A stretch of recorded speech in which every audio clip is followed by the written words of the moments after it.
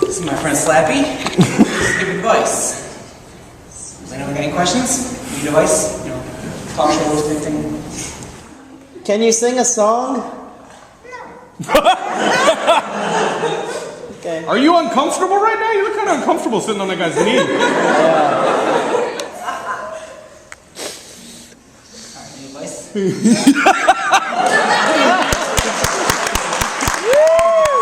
How many of you dislike politics? How many of you are really cheesed off about politics and big business and all of that jazz? Yes! Yeah. Well, you have every right to be. What I'm going to rant about tonight is a certain movement called the Occupy Wall Street movement. Now, these people, like you, are cheesed off at politics and big business. And I'm cheesed off at this. These people have valid points.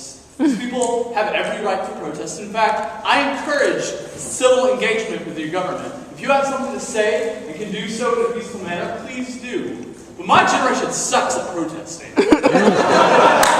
I was listening to the radio today, and NPR, because of course I listen to NPR, was interviewing one of these college students protesting on Occupy Wall Street, and he says, "Man, we're protesting the oligarchy."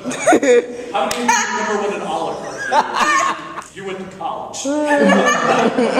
Be willing to bet you that half of middle-class America doesn't remember what an oligarchy is either. So obviously, we need to go back and teach my generation how to protest. Protesting to me seems like a paper. You have to have a thesis. You have to have a point. You have to have a statement. My statement is that my generation needs to learn how to protest. That's all I really need to say right now. Yeah. Hands are being sung.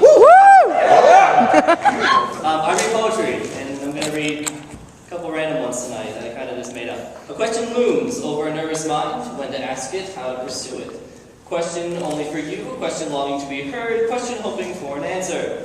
Question I can't whisper, words cannot be formed, trembling hands, eyes telling the story, hearts endlessly beating. Question builds overwhelming strength, fighting its way out, found the courage to say, can I have a cigarette? Is it the sun I see, or Poseidon's gold, shimmering upon the open sea? Or could it be your golden hair, casting this glare upon Poseidon's stare? What is it I see? Is it all I could ever be? Shimmering waves of gold on an endless sea. Thank you. Alright, so we're going to do some scenes, some improv scenes. Where's Alex? I'm really glad that Alex isn't here, actually. I'm going to get off my chest now. I don't really like Alex. Listen, man, that's our youngest brother. Well, he's a motherfucker. Guys, I think he's coming. Be cool. Oh! We're on Star Trek. What's this? A job. Did you give him a job? No! I wanted a job. There, where you work. Apparently, you're really good at not saying things like, hey, Jeff, I'm not going to get you a job. I'm going to get our motherfucking Pally a job, and I'm not going to get you a job. Fine. You're dead to me. You're dead to me. You, I don't know. The middle child. He's upset. I am a closet poet, just one. This first piece you might want to imagine. It's called Handcuffed Eyelids. Her piercings were like little announcements hovering over her skin, blatant offerings that channeled Sid's girlfriend Nancy, or that chick from the biker bar with the voice as soft as feathers and the paisley eye patch covering an open socket. She didn't just want to be noticed. She wanted to be seen, coveted, like the Disneyland viewfinder stolen from her best friend because she'd never know of family vacation. Worshipped like the kaleidoscope her grandmother said she would bequeath to her one day, but then died before she could pass it along. An ocular feast she was, of metal and flesh and tangled hair. Her handcuffed eyelids told the story for her well enough. This is called breast foot forward. Don't mess with a woman who's on her way to a mammogram. These words should not merely be embraced or paid heed to, or copiously memorized verbatim. These words should be scrawled in blood on the backs of hands, insides of wrists, and undersides of eyelids, if necessary. A woman on her way to a follow-up mammogram, well, that's different. She's a ticking clock about to stop. A DVD that sticks and can't move forward, a car idling in neutral with no one to shift, a sparkler about to fizzle. Suspended. Then she hears the man text cheerleader voice through the monitor. You can get dressed now and I'll be back to tell you something. Something? You gonna lose those bazonga melons, girlfriend? Something?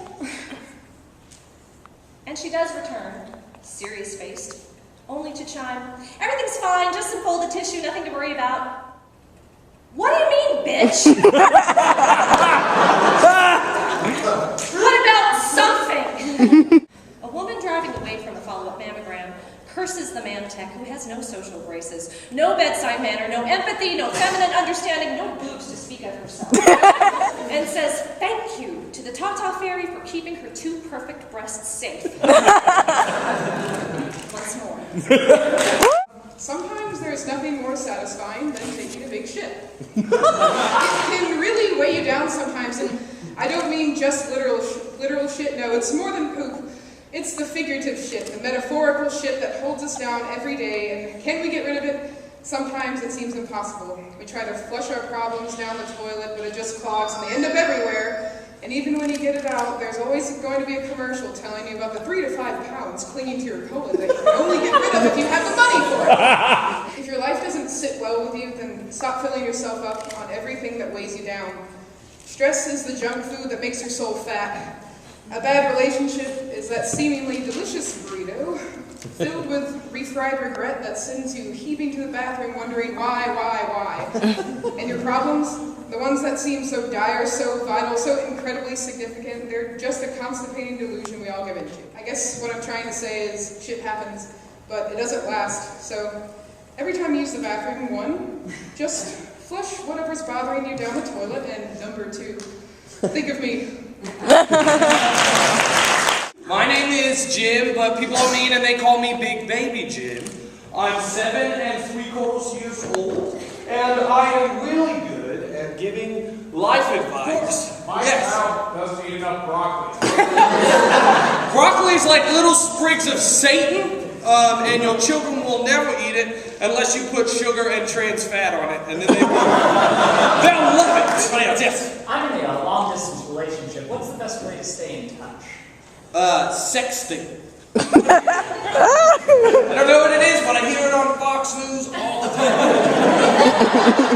Why does your dad get so mad when you open his packets of special balloons? Dad got so mad that he literally ripped a hole in the roof of our house. I don't know why, they were just little balloons filled with sand. But the sand, it makes you go crazy in the head. I don't know what it's called. I'm having trouble finding a girlfriend in this town. Oh, well, go gay. Yes, yeah. Hey, lady Jim, my grandfather has a really bad diaper rash, and I want to get rid of it. How does that happen? Get rid of your granddad.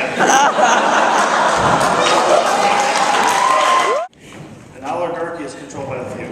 Okay, a little education tonight. I have 2 quick pieces. Number 1, everybody likes alphabet soup, right? A rhythmic, atonal, off key and a gate, like the Jaws watching people fall to their death. Then the announcement: buy more, keep them guessing. Remember resolve? Oh yeah, it gets out stains too.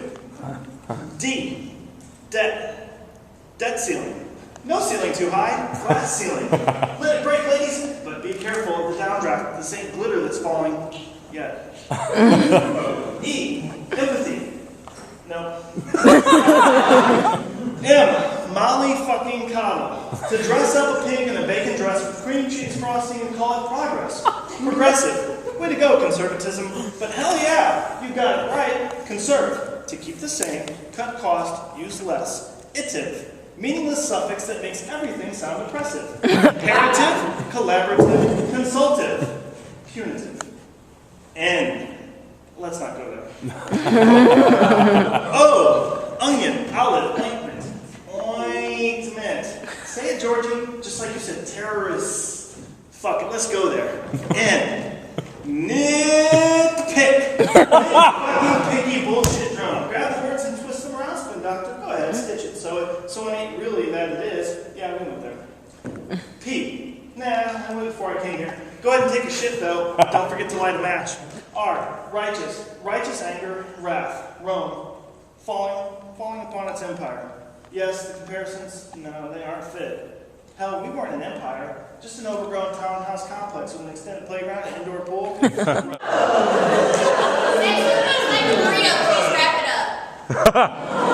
That's right. Seriously though, guys, wrap it up. Safety first. Sex with me is like a burrito because it's spicy in your mouth. Sex is like a burrito. You may enjoy it, but afterwards you'll have sour cream all over you.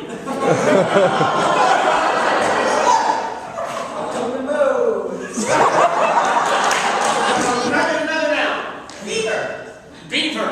Sex with me is like a beaver because I'll chop down your wood. Anybody else, just shout it out. I don't give a shit. Sex with me is like a beaver. You'll really get slapped around. Yeah! Like